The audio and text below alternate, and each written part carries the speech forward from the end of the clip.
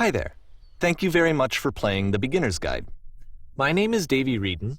I wrote The Stanley Parable, and while that game tells a pretty absurd story, today I'm going to tell you about a series of events that happened between 2008 and 2011. We're going to look at the games made by a friend of mine named Coda. Now, these games mean a lot to me. I met Coda in early 2009 at a time when I was really struggling with some personal stuff, and his work pointed me in a very powerful direction. I found it to be a good reference point for the kinds of creative works that I wanted to make. So just to start you off, this is, I think, the first game he ever made. It's a level for Counter-Strike. You can walk around here, by the way.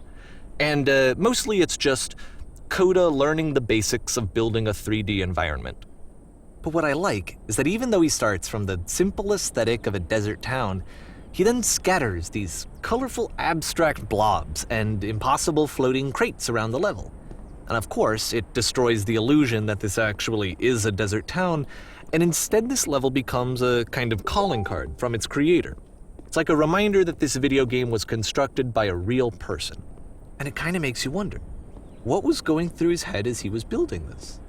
This is what I like about all of Coda's games. I mean, not that they're all fascinating as games, but that they are all going to give us access to their creator. I want us to see past the games themselves. I want to get to know who this human being really is. And that's exactly what we're going to do here. So, it's 2008, Coda starts making these games, and he never releases any of them. He doesn't put them onto the internet, he just makes them and then immediately abandons them, and they sit on his computer forever. And I think he really understood this image of himself as a recluse. At one point, he jokingly renamed his computer's recycling bin to Important Games Folder. So, this was just how he worked. He tended to crank them out one after the other without even really pausing to try to understand what he had just made, until suddenly one day, he just stopped. In 2011, that was it. He made his last game, and then he hasn't made another one since.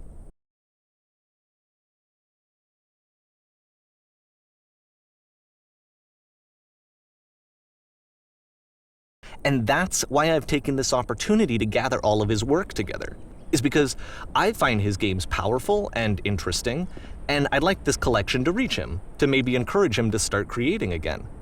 And if the people like you who play this also happen to find his work interesting, then I'm sure it'll just send that much stronger of a message of encouragement to Coda. So thanks for joining me on this. If you have a particular interpretation that I haven't mentioned here, or if you just need to get in touch, you can email me at daveywreden@gmail.com. Okay, that's about it for introduction. Let's take a look at Coda's first proper game. As each game is loading, I'll show you the date that it was completed. This first one was made in November 2008.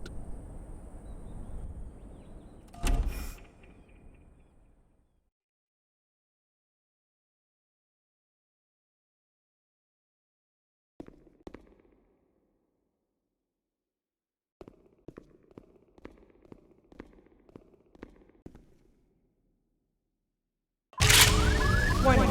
Whisper machine active. Shift to structure imminent. This game is called Escape from Whisper, and it's one of the more generic games you'll see from Coda.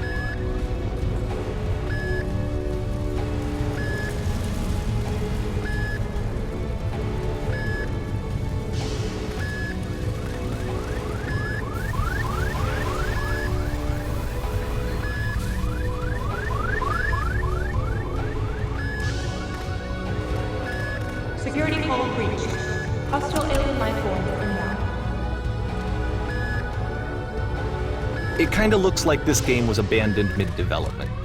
For instance, you have this gun, which you'd think would indicate that there are supposed to be monsters or enemies somewhere, but then clearly there are no enemies anywhere. You can't even reload the gun when you run out of bullets. But ultimately we don't really know. Maybe Coda thought that actually it was complete the way that it is. And I think that we should talk about his games for what they are, rather than for what they're not. Enemy force neutralized. Begin ship evacuation. I love how you can see the bottom of the universe from this room.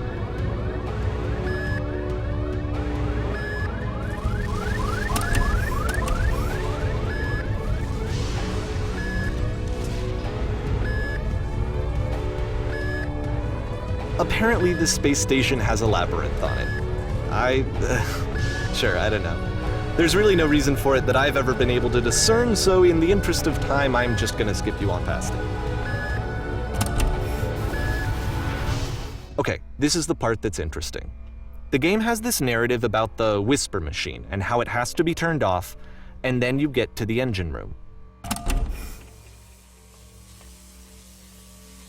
Hey, you there, in the engine room. You could save us all. That beam is powering the whisper machine. We could disrupt it by introducing a great enough heat signature. If your body could stop the beam. It's so much to ask, but for all of our lives, would you do it? Could you give yourself?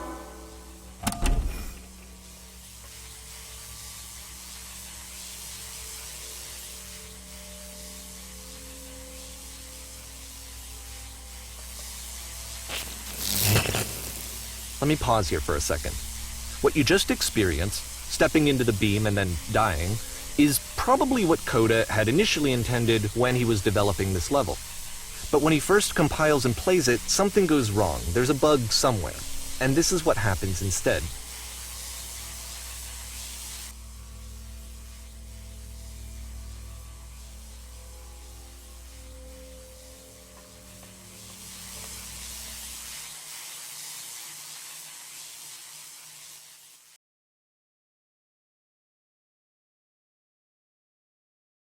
The beam causes you to start floating.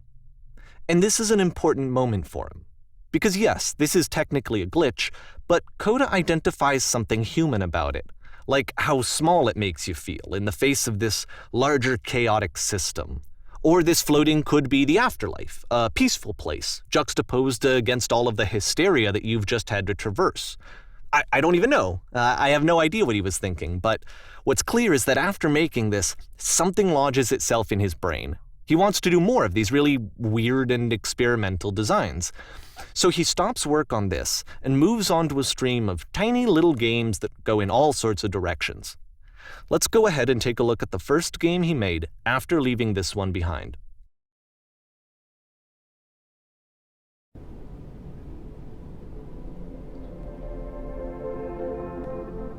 Yep, in this game you can only walk backwards.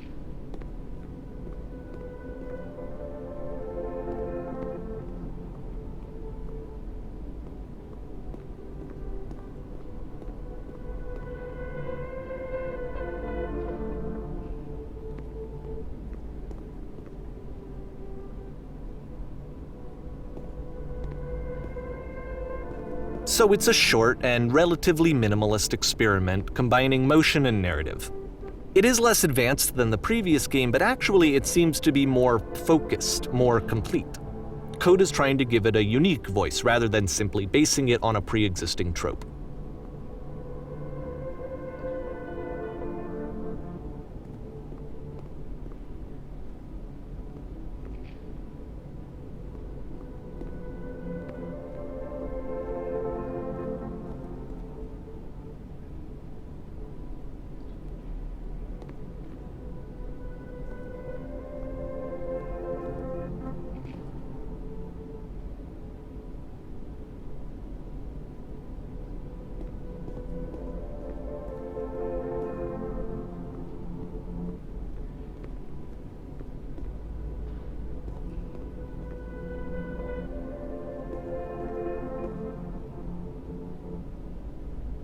It's a short little thought, it says what it wants to say, and then it ends. Didn't need anything more than that. Which to me is why it works, because it gets out quick. Okay, next one.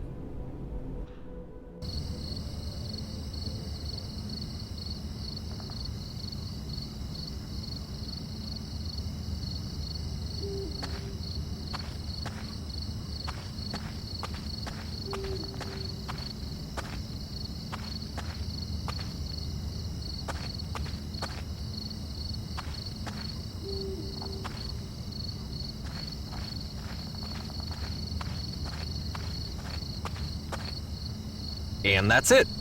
Okay, the meaning of this game won't be clear just yet. Please be patient with me for a few more games, and I promise you'll see what makes it interesting. Oftentimes, Coda would put bizarre titles like this one at the start of his games. I wish I'd known him at the time that he was making these early games. He would really only talk to me about his work as he was making it. Once he stopped work on a game, that was it. It was dead to him. And I don't agree with that at all, but what are you gonna do?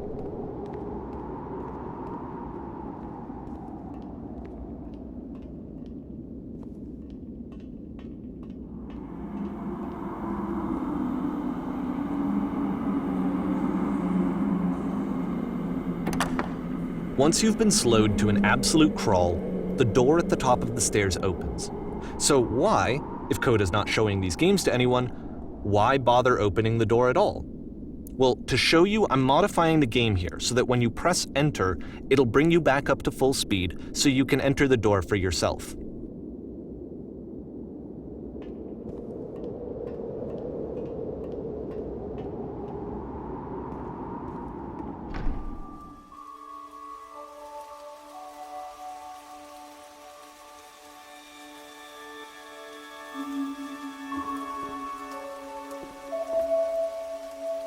A room that's warm and nice and filled with little ideas for games.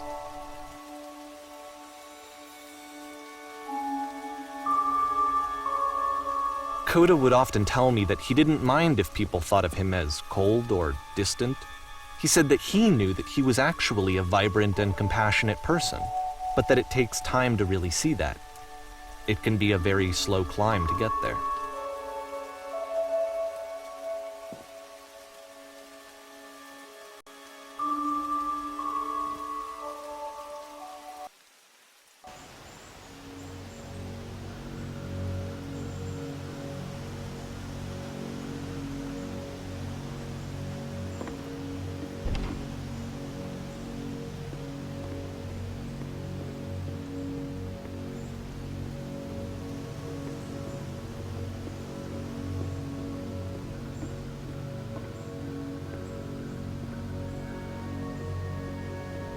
Well, this is new for Coda. It's an actual puzzle.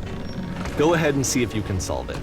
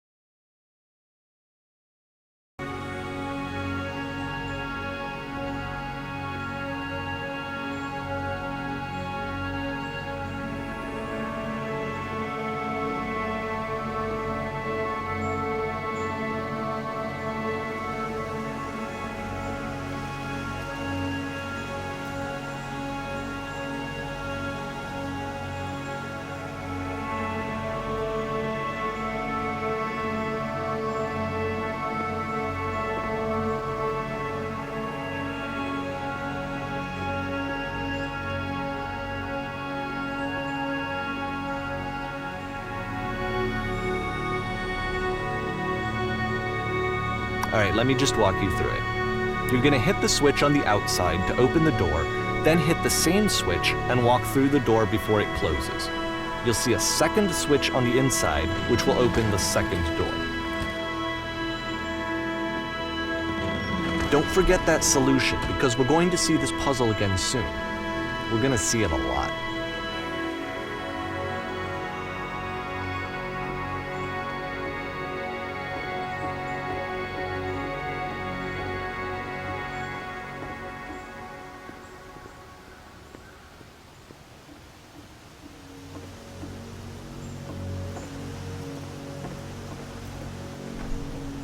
So that seems to be it, right?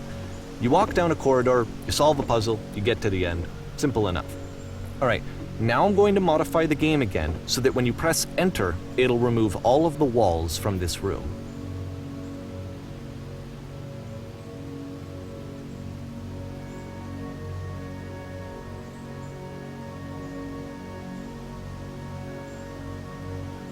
How about that? There was more to it than we had any way of knowing. I actually find it funny that this game comes after the Stairs game, since they essentially convey the opposite idea. So, in the Stairs game, a dull exterior concealed a rich interior, and then, in this level, a dull interior hides this fantastic outer world. Either way, I think that the point is the same, is that most of the time you don't get to know what you're missing, or even that you're missing anything. That's not your role as a player. So if your role here is not to understand, then what is it?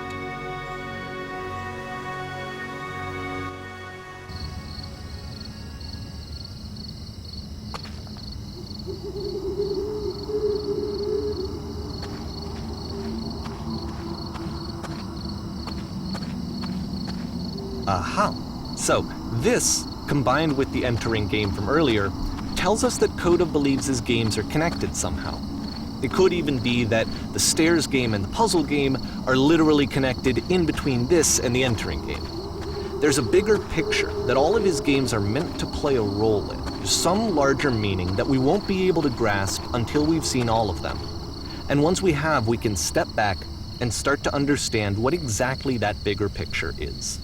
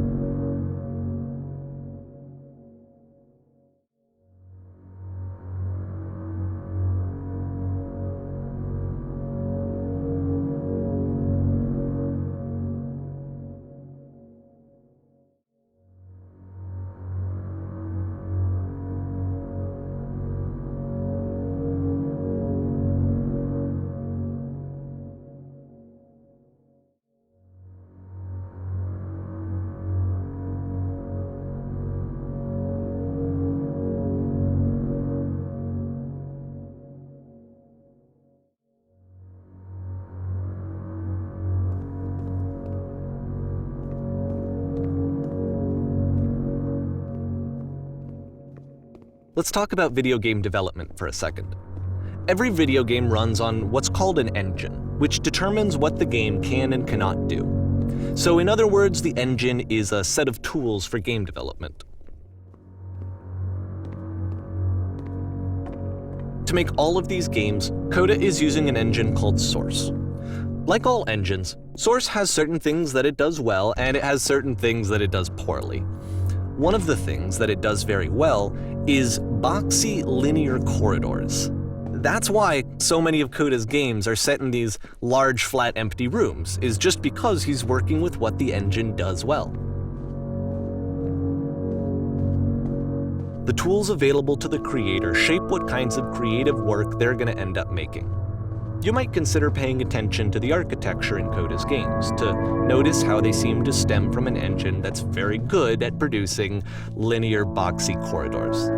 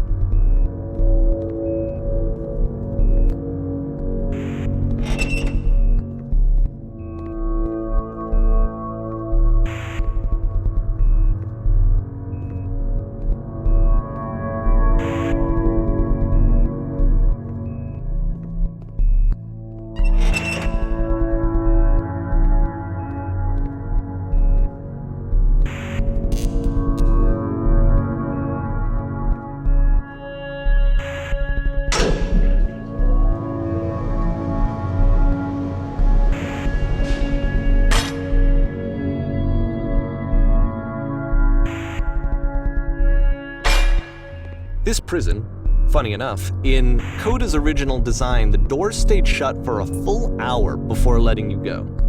If you don't mind, I think we're gonna skip that. This is something that he and I used to argue about a lot. You know, whether a game ought to actually be playable, whether it means anything if no one can get through it. And I would always defend that, you know, all this work goes into the game, why not make it playable and accessible? And so we just got into heated arguments over it, and there was one time that after one of these conversations, he went home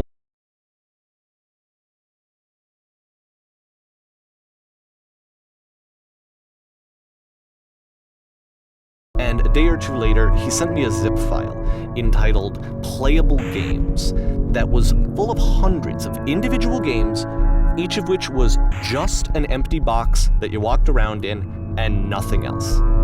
Believe me, I played every single one of those just to find out if there was like a gag hidden somewhere. There wasn't.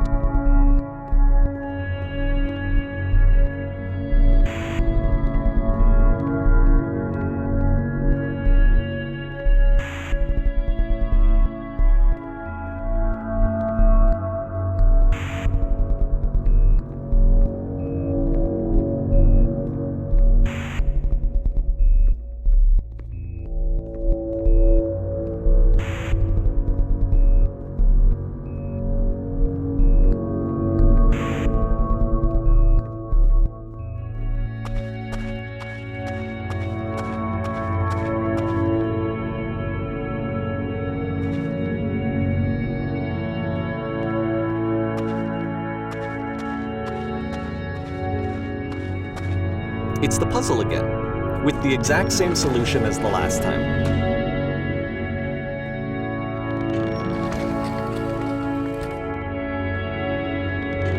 There's still no clear indication of what makes this puzzle so special that Coda is going to return to it over and over. But I promise I'll share with you my interpretation very shortly.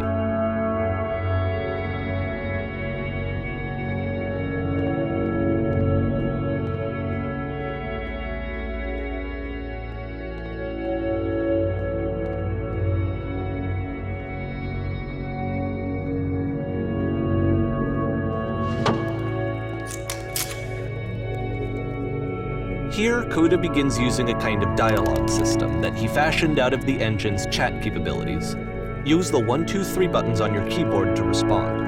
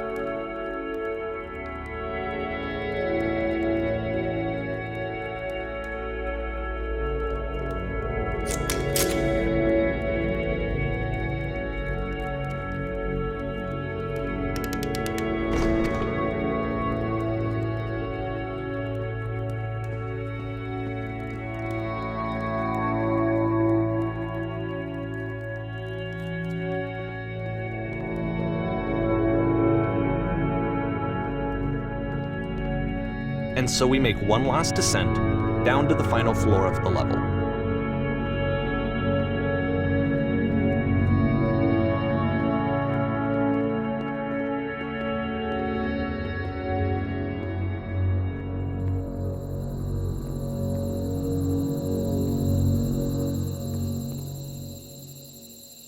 it's a lamppost. Okay, I can't tell you quite why, but for some reason, Coda fixates on this lamppost. It's going to appear at the end of every single one of his games from here on out. I'll tell you what I think. I think that up to this point, he's been making really strange and abstract games with no clear purpose, and maybe you can only float around in that headspace for so long. Because now he wants something to hold on to. He wants a reference point.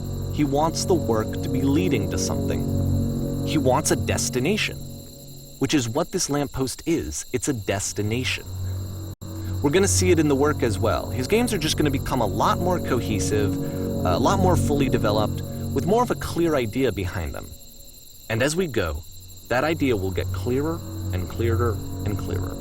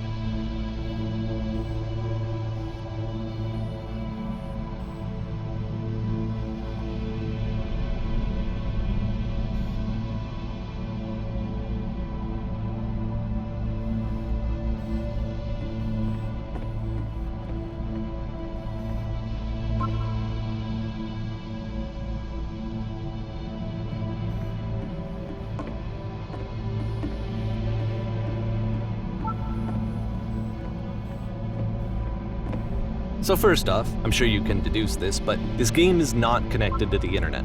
All of the notes that you're going to see have been written by Coda. This was actually the first game of his that I ever played. This was shortly after I met him at a weekend game jam in Sacramento, where I grew up. I saw him working on this very level, and it was just so different from anything that anyone else was doing. So right away I was like, I have to be friends with this person. In retrospect, I think I was probably a bit too pushy, trying to get his attention. I was over-enthusiastic. But he was very gracious about it and very patient with me. And I cooled off eventually. Oh, feel free to skip over any of these notes if they're not doing anything for you. Nothing extra is going to happen if you read all of them. Either way, to me they convey a sense of loneliness. I see this person who's filled with thoughts and feelings and beliefs and has no way to express them except as scattered and unheard voices in a game that wasn't meant to be played.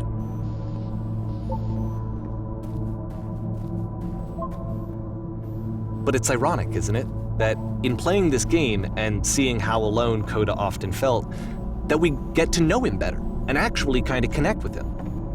And I have to be honest with you, this idea is really seductive to me.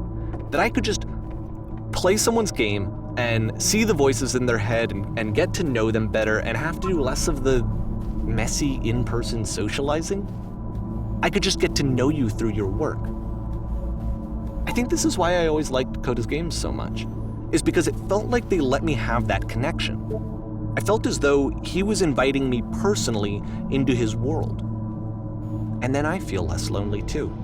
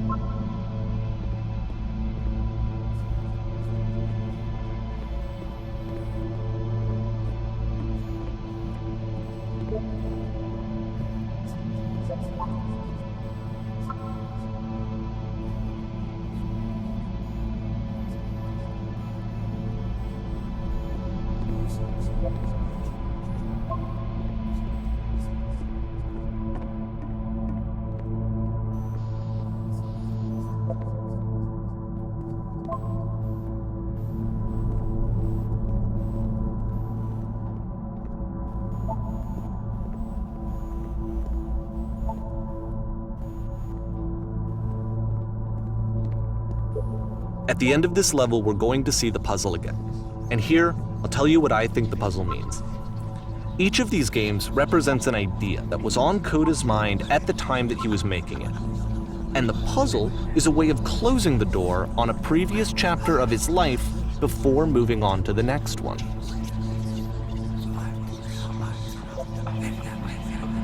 In each of his games, after exploring a theme that, he might find difficult, Coda can then place this puzzle that he knows has a reliable solution, he understands exactly how it works, and so it gives him a simple mechanism for moving on.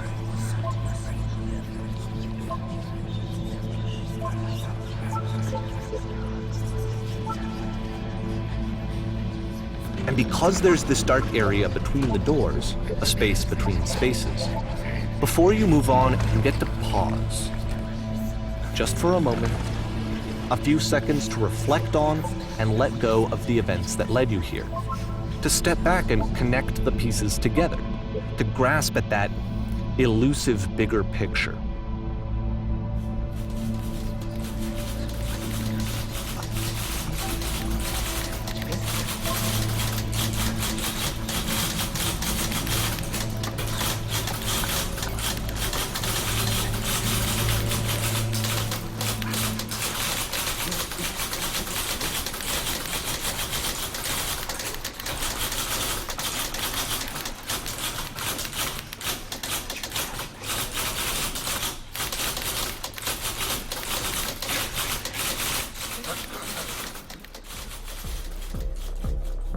Okay, this one is tough. It's gonna kind of just spin its own wheels for a few minutes. Hang with it.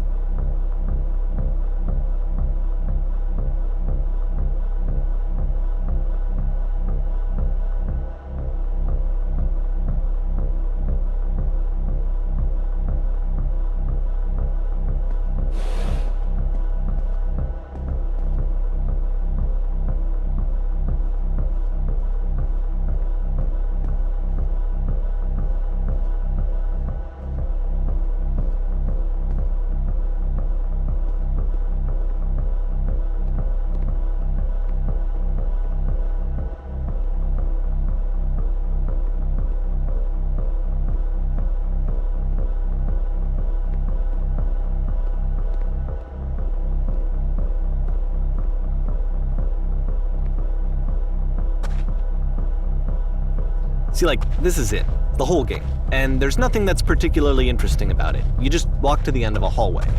Except, for some reason, Coda gets really fixated on this prison that has all of this modern furniture. And I don't know why, but he decides he needs to revisit this prison. He's gonna start over, use the same assets, turn it into something else. Okay, cool, here's version 2.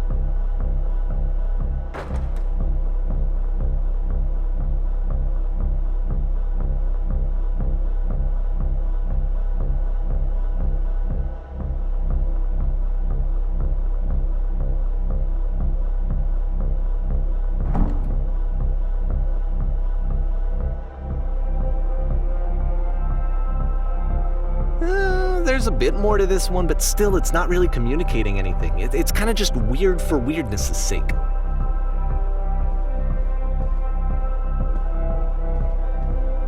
So okay, he throws it out and starts over. This time he comes at the prison idea from a different direction.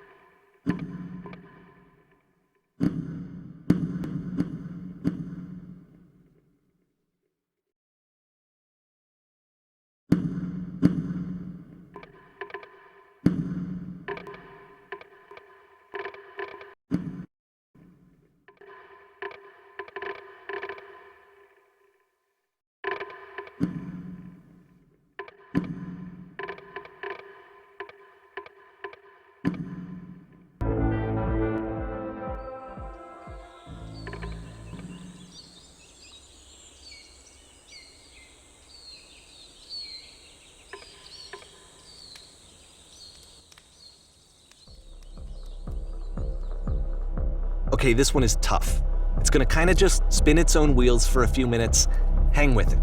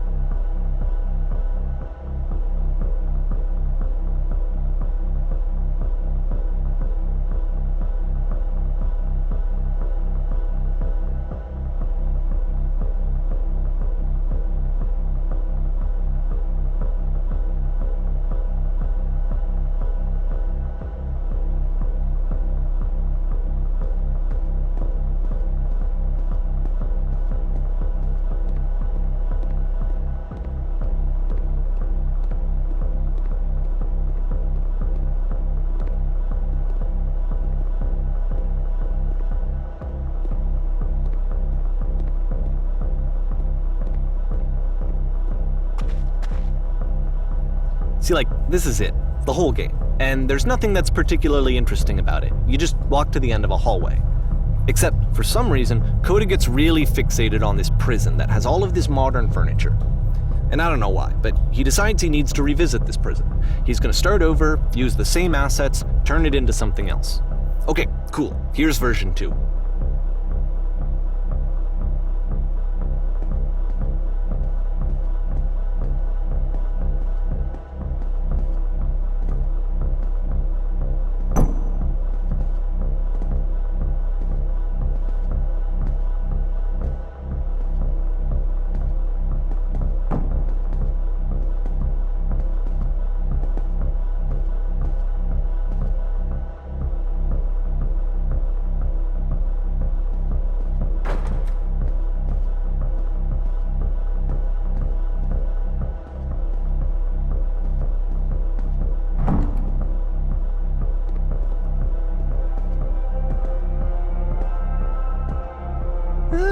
there's a bit more to this one, but still it's not really communicating anything. It's kind of just weird for weirdness' sake.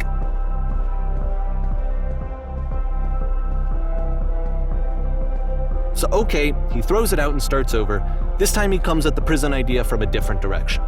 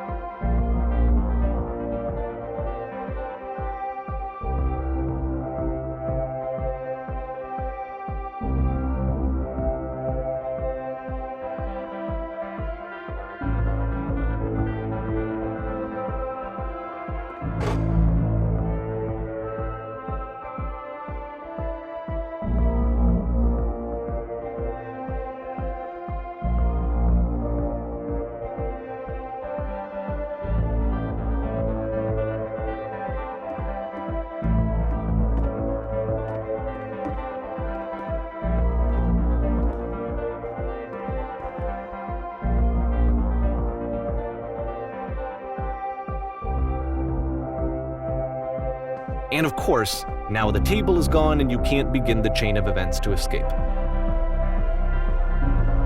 Here's a version where there are no bars, but you can't actually get to the well. And then a version where the inside of the prison is the outside and the outside is the inside. Let me just blink you real quick through a few more of these. I mean, he really unloaded on this prison idea. There's nearly a dozen of them. Personally, I think it's awful to watch this, to see a person basically unraveling through their work. And for what? Like, at what point do you just go, maybe there are game ideas other than this prison that I could be working on? But Coda doesn't have that voice telling you to stop, that particular mechanism of defense against yourself. Without it, you just spiral. And so he keeps going and going and going and going and going, and then he hits on something. And he likes it. And that's it. He's done. He stops making prisons. This is the very last version of the prison game that he created. And the reason I think it works is that the prison is not actually in it.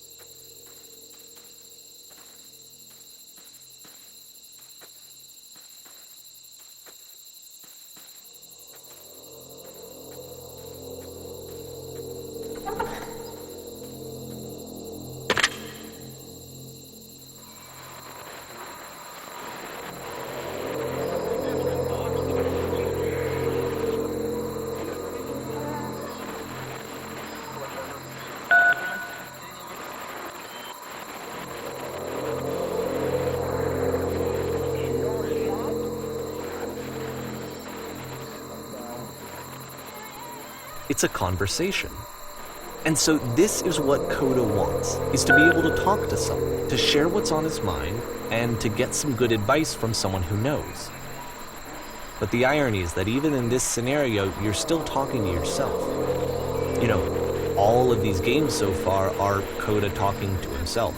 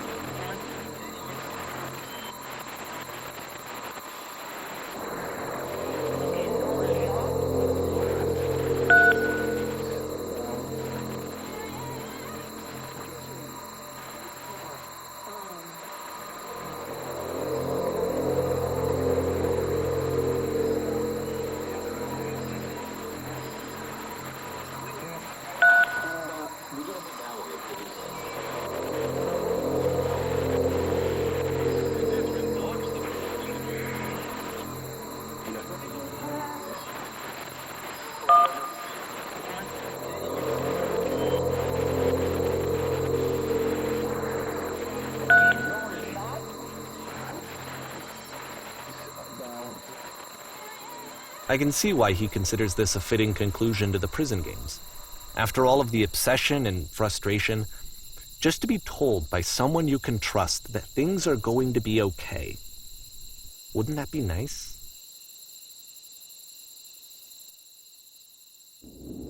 So what would it look like if Coda wanted to make a game about talking to someone other than himself?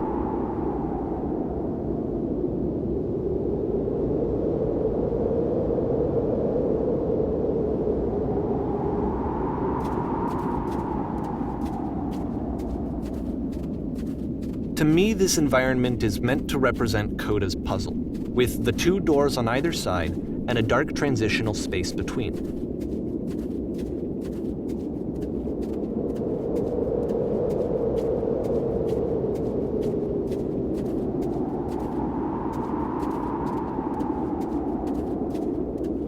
Just so you're aware, nothing will happen up here until you've been inside the house.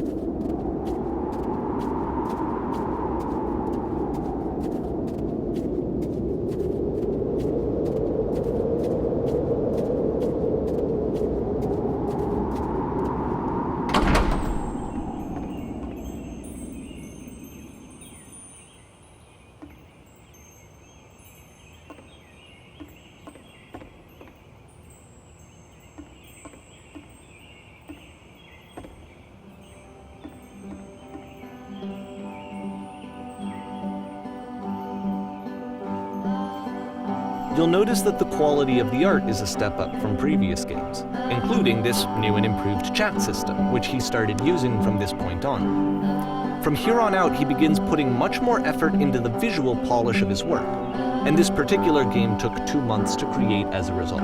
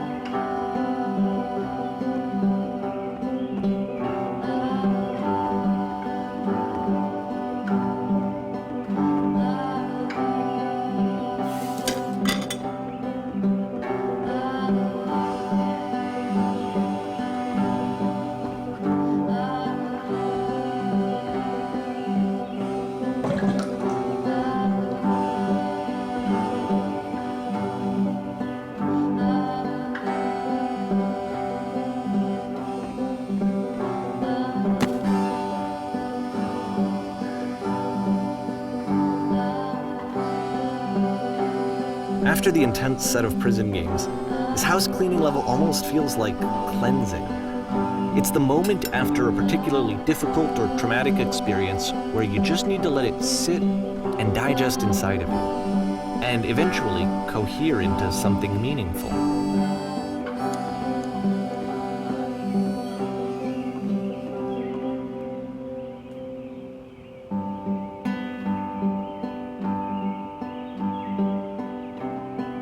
I know that Coda really liked this game. Of all of his work, actually, this was the only one that he called me up to ask me to come over and look at it. This was during a period of a few months where he was like grossly happy all the time, just walked around with a constant smile on his face.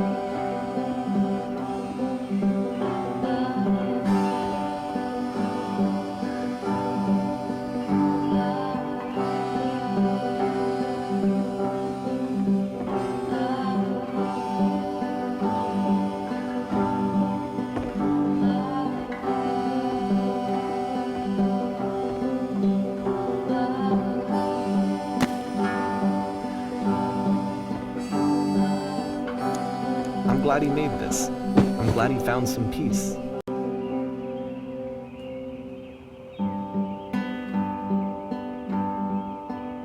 But, of course, it can't last.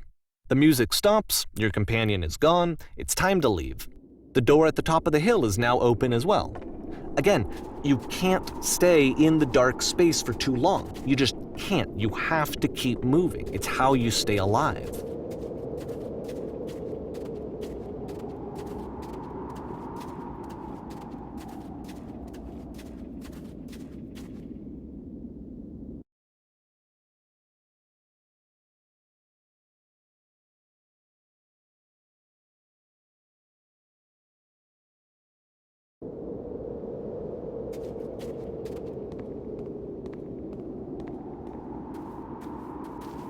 Which is the whole point of the puzzle doors, right? That sooner or later you have to pick up and move. I really thought that was the point of it.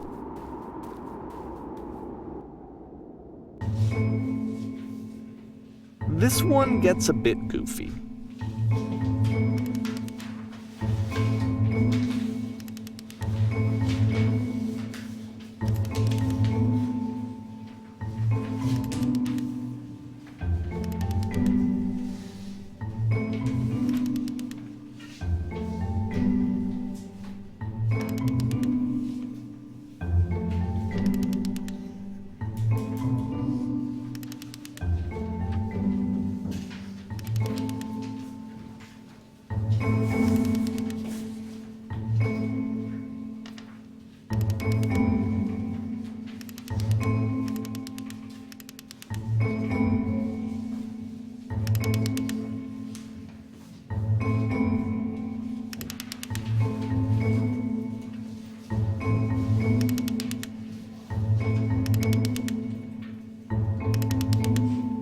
About halfway through the game, the perspective shifts.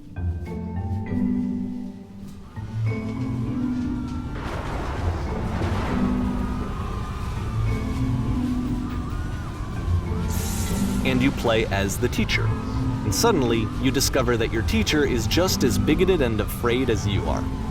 Oh, and also you can move around the classroom now.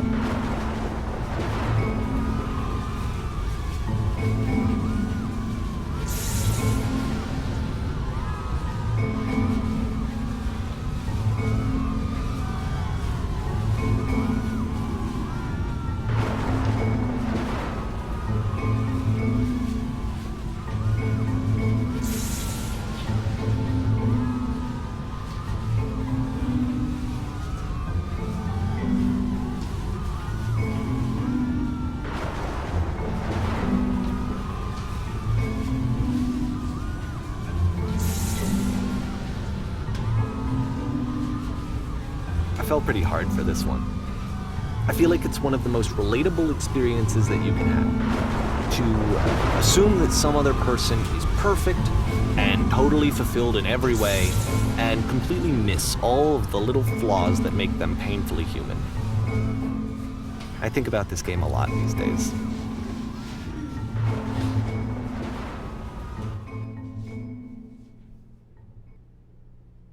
This one took a lot longer than all the others for Coda to make. It was 4 months between this and the last one. That's twice as long as it took him to make any other game before this, and it's not like it's particularly complex, so I remember I found that a little strange at the time.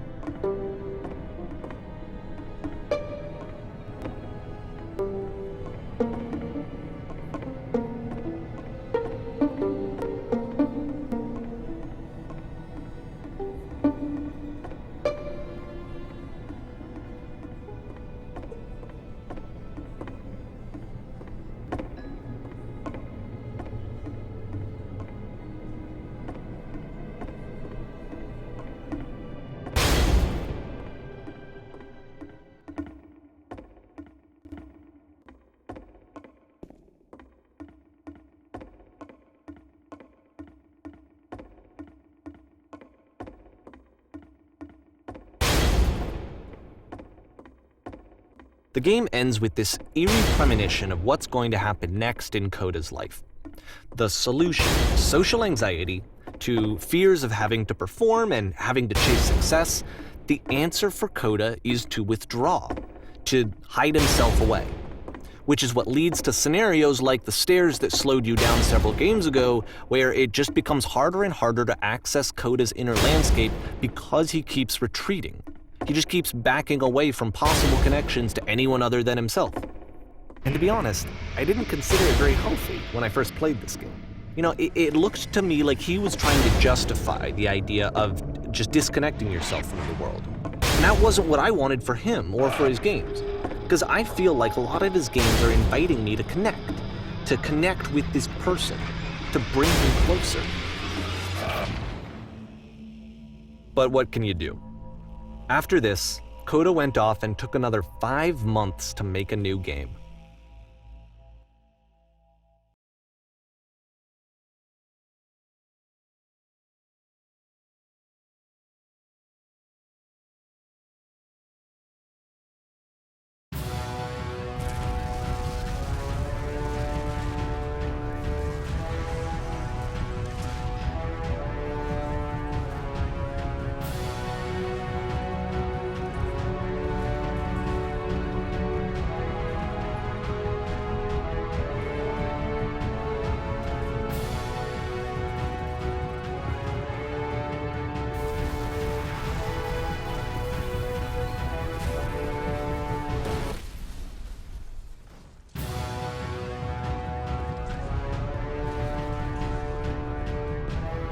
You should probably open your eyes if you haven't already. It's pretty much impossible to solve otherwise.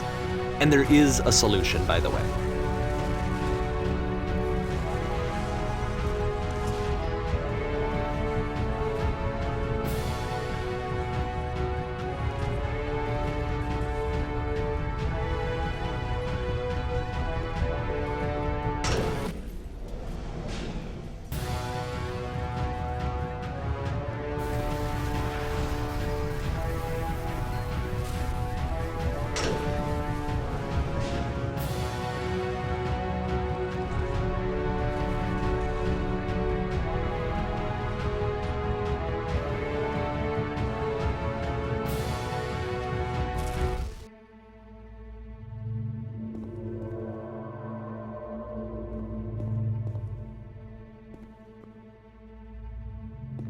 Like I said, I was getting concerned. First off, he's never been this explicit in his work about exactly what he's thinking. So where's that coming from? But then even weirder, his work has potentially stopped being an outlet for him. Not like he's having trouble iterating on ideas, but he literally just can't think of new ideas anymore. And in person, he was being a lot more distant than usual. Like, you know how sometimes a person will just deflect anything that you say in order to keep themselves disconnected all the time? It was that kind of thing. Here was the point in my relationship with Coda where I really started to wonder if he needed my help in some way.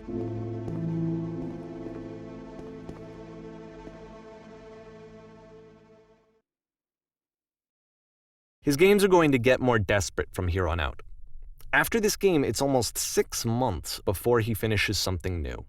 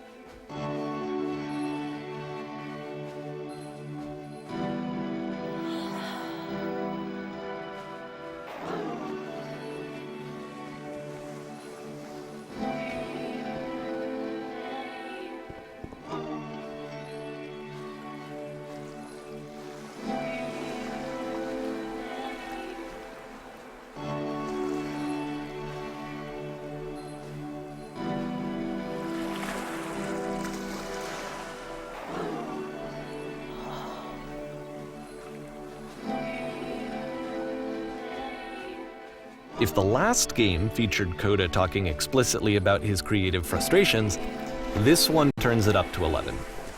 Now, put yourself in my shoes playing this. Here's a friend whose work is exhibiting signs of struggle, frustration, anxiety, depression even. And yet still he keeps making games. He keeps throwing himself into the grinder even when he clearly doesn't have the energy for it anymore. Why? What is it for?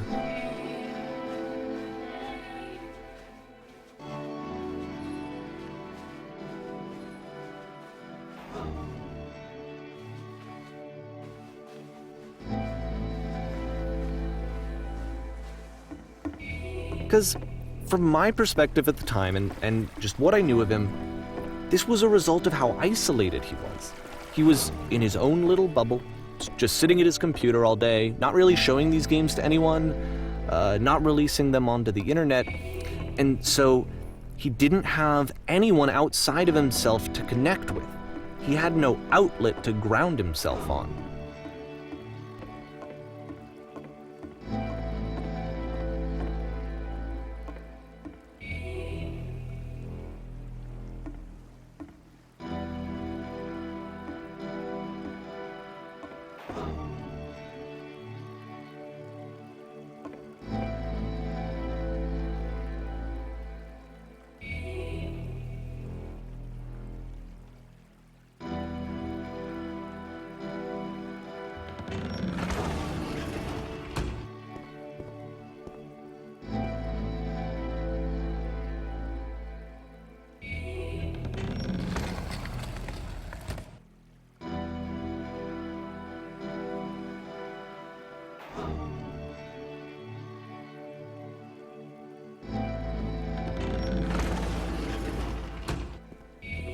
You can't talk yourself out of loneliness.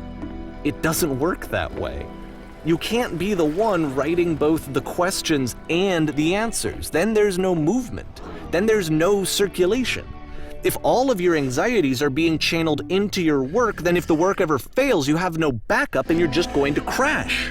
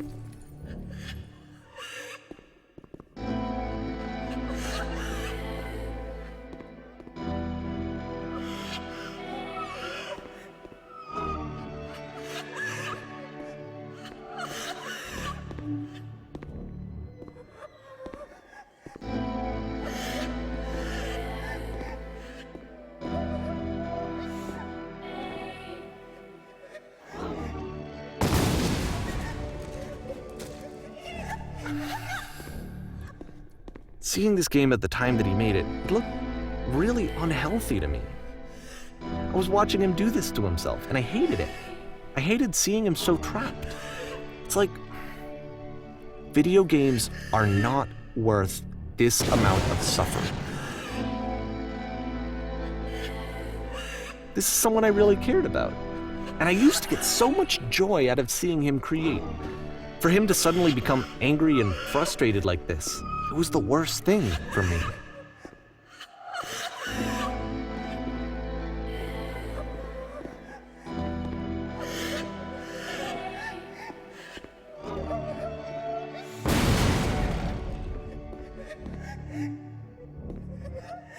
I don't know. This is what I felt at the time. I don't know how else to explain it. I wanted it to stop more than anything. I had never felt so rotten. I needed more than I had ever needed anything for this to stop. But it didn't stop. After finishing this one, Coda takes another 7 months and comes up with a new game.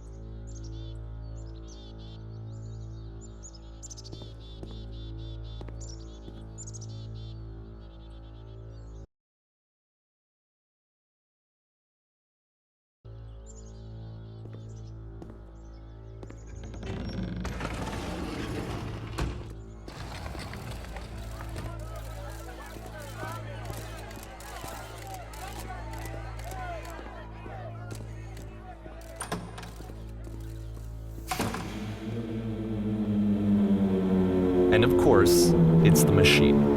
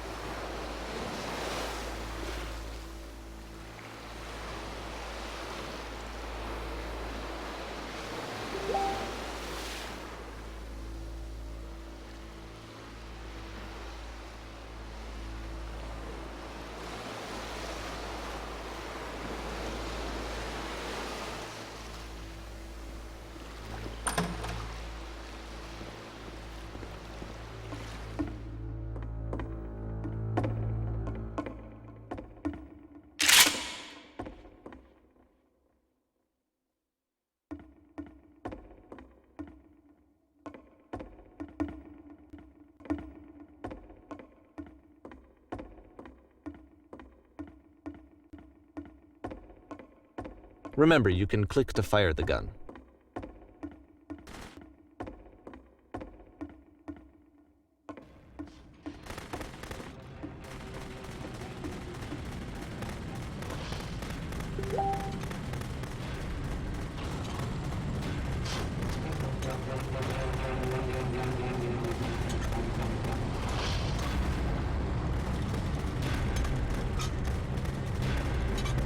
So now the work is becoming self-destructive. And I'll tell you, at the time that I first played this game, shortly after he made it, here's what I'm thinking to myself. I'm thinking that Code is stuck in his own head, and that it's having a very negative effect on him, and that all he needs to do is just start showing his work to people, to get some actual feedback on his games. It might get him out of isolation. And so, as I'm thinking this, I realize that I could be the one to initiate it. Because it would never occur to Coda to start actively soliciting feedback, so what if I did it for him?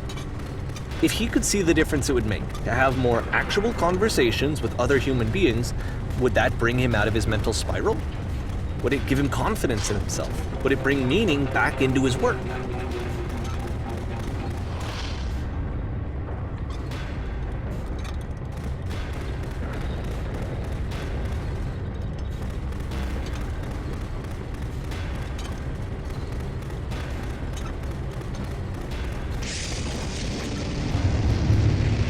So I started showing Coda's work to people. I took this one, and the islands which you just played, the theater, the notes, the house cleaning game, and some of the prison escape games.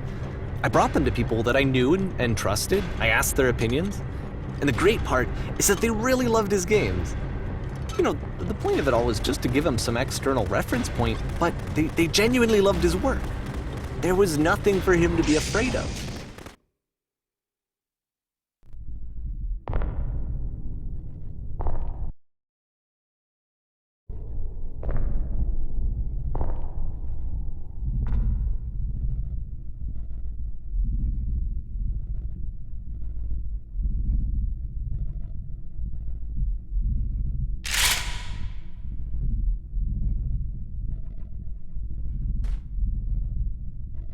Can you see why I felt like this was the right thing to do?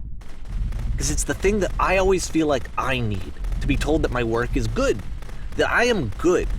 When someone really connects with a thing that I've made, when they see themselves purely in my work, there's nothing that feels better. And I got to give that very same feeling to my friend. I did something, I really felt like I'd done something good, like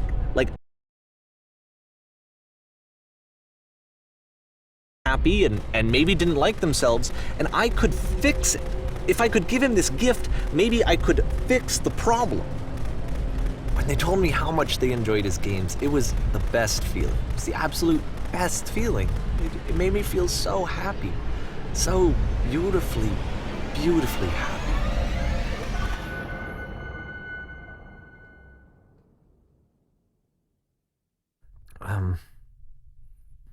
So anyway, Coda finishes this game, and then really he just kind of takes off for a while. So this is June of 2011, and I didn't hear anything from him for several weeks, I guess. And so out of nowhere, one day I get an email, and it's got a private link to a new game of Coda's. This one is called The Tower, and to my knowledge, it's the last game that Coda ever made. So let's take a look.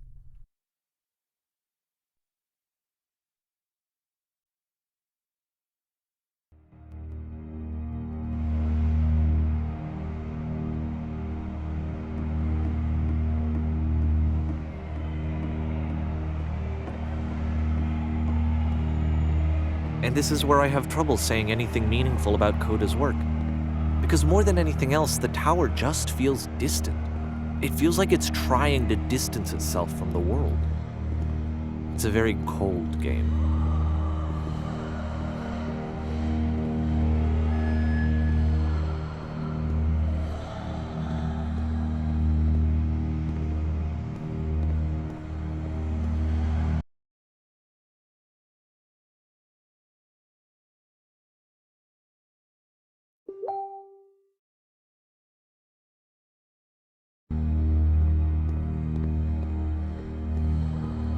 This room actually has a maze in it. Except that all the walls of the maze are invisible. And then every time you touch one of the walls, there's this awful flashing and noise, so the experience is really miserable. The game goes beyond not being meant to be played, it actually seems to despise the player for trying to play it at all. When you're ready to continue, press enter and I'll put a bridge over the maze.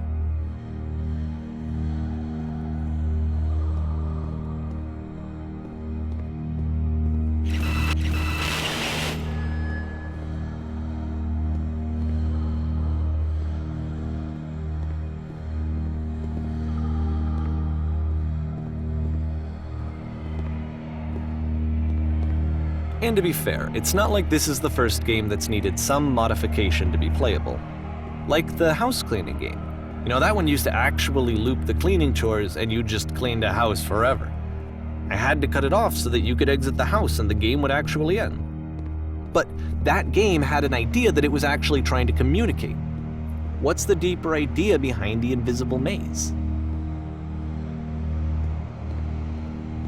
The only way past this challenge is to randomly guess the 6-digit code. Like the invisible maze, it's frustrating to me, because it's the opposite of everything else that Coda has made. It doesn't encourage thought or engagement. It doesn't ask anything of me, except a lot of my time.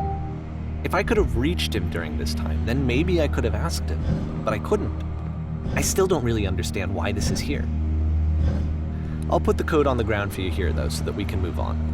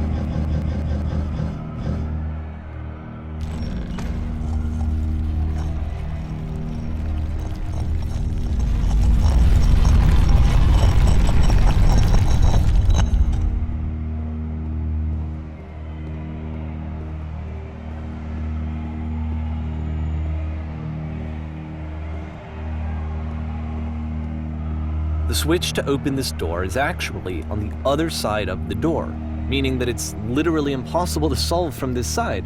So even if you somehow brute forced your way through the first two challenges and you got to this point, there's actually just no way to progress. And it's scary for me, the idea of Coda cutting himself off entirely, just saying, that's it, that's the end of the conversation, not giving me any way to fix the problem. I feel like a failure, I guess, when I can't fix the problem. But I can open this door for you, so let me do that.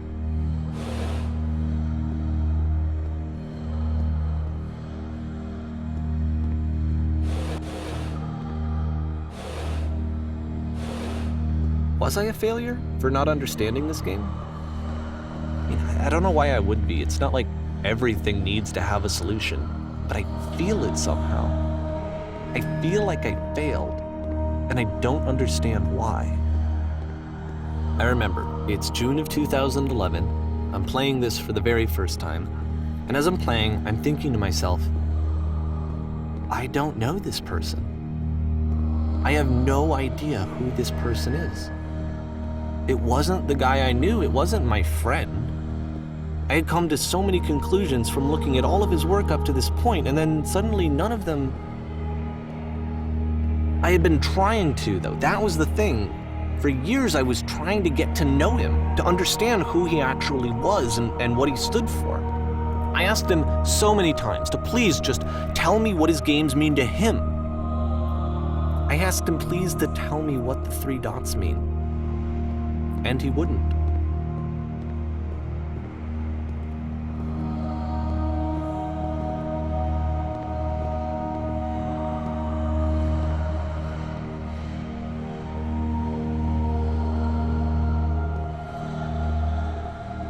I just felt so strongly that if I could have connected with him, that if I could have somehow made his work my own, that I would finally be once and for all happy.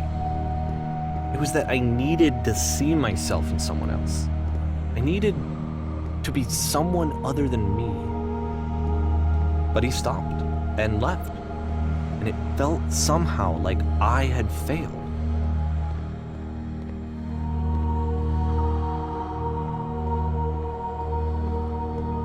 Where did I screw up?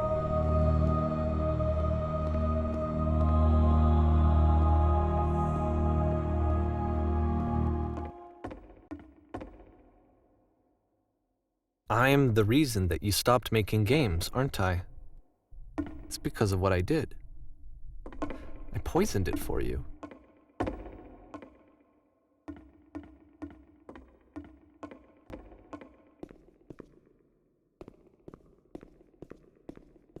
I don't think I ever told you this, but when I took your work and I was showing it to people, it actually felt... it felt as though I were responsible for something important and valuable.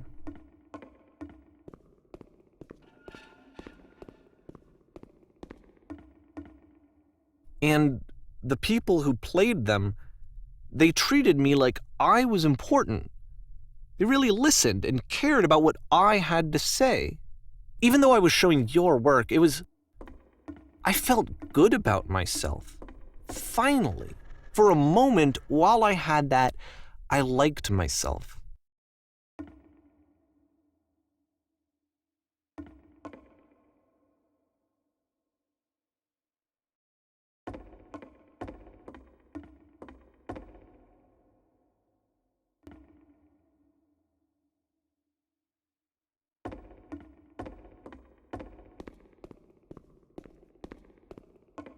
And then you stopped, and I didn't have anything left to show people.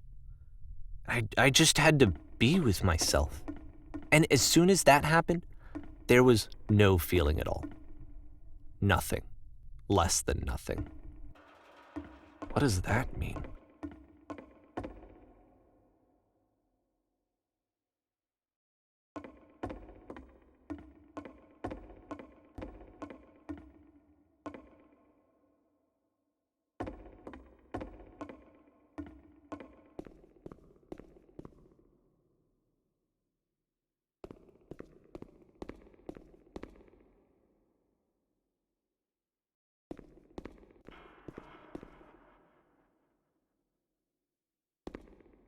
I'm afraid that I did something really stupid because I don't like myself.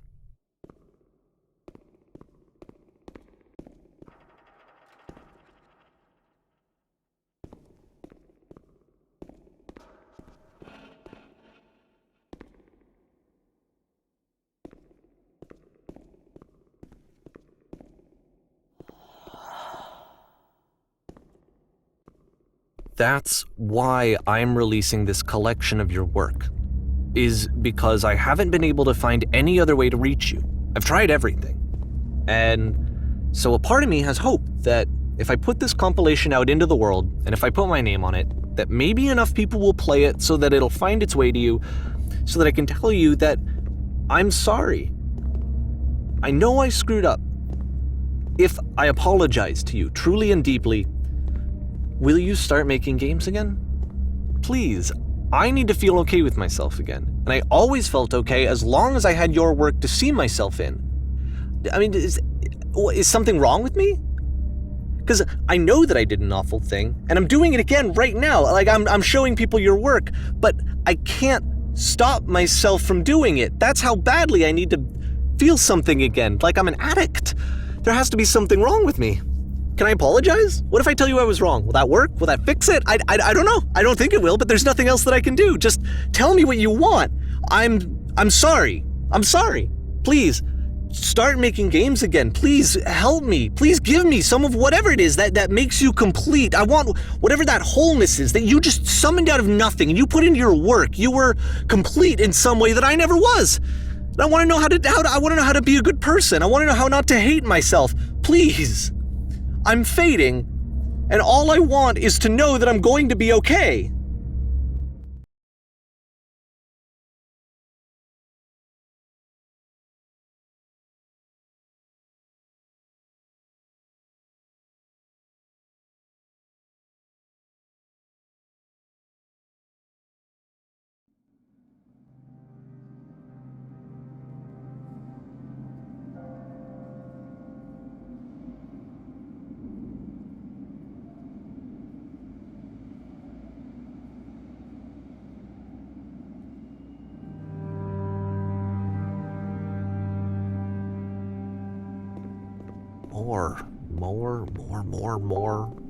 More love, more praise, more people telling me that I'm good. Always more. It's like a disease.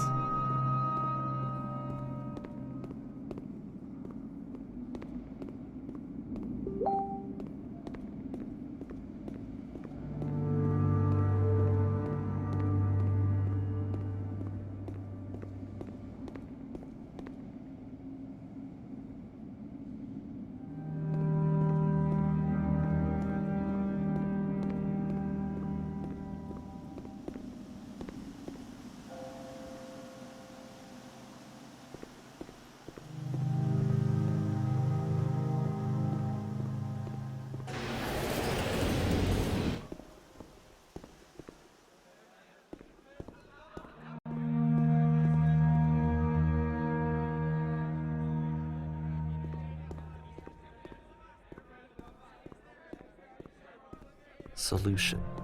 Solution. Solution.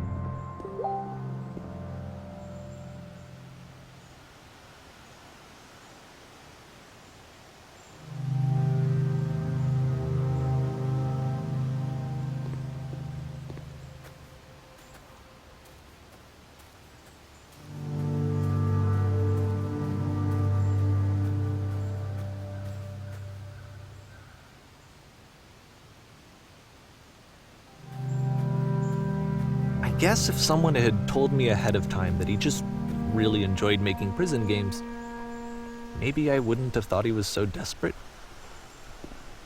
I wouldn't have told so many people that he was depressed. Maybe he just likes making prisons.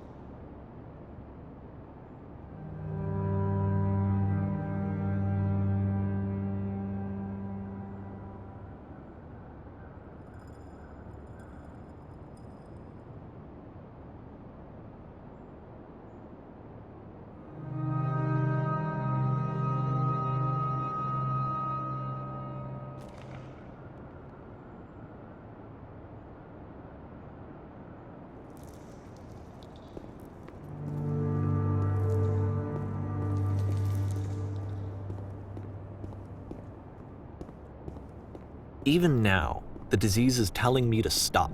Don't show people what a shitty person you are. They'll hate you.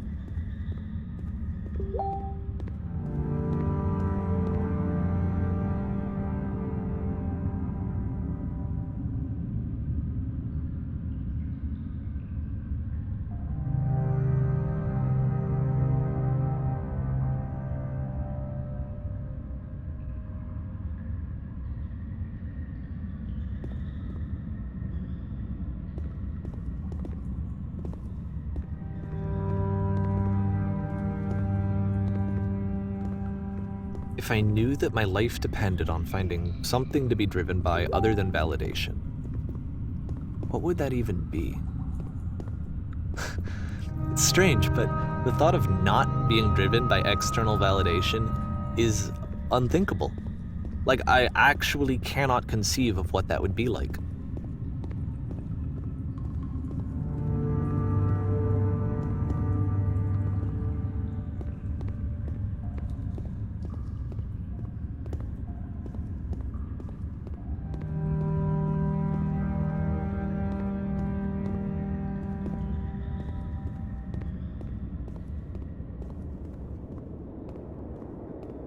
What now?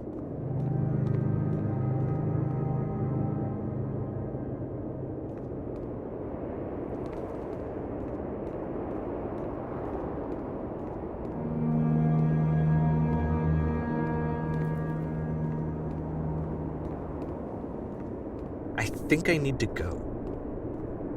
And I'm sorry, because I know that I said that I would be here and I would walk you through this, but I'm starting to feel like I have a lot of work to do. I have a lot that I need to make up for, and so I'm just gonna Okay,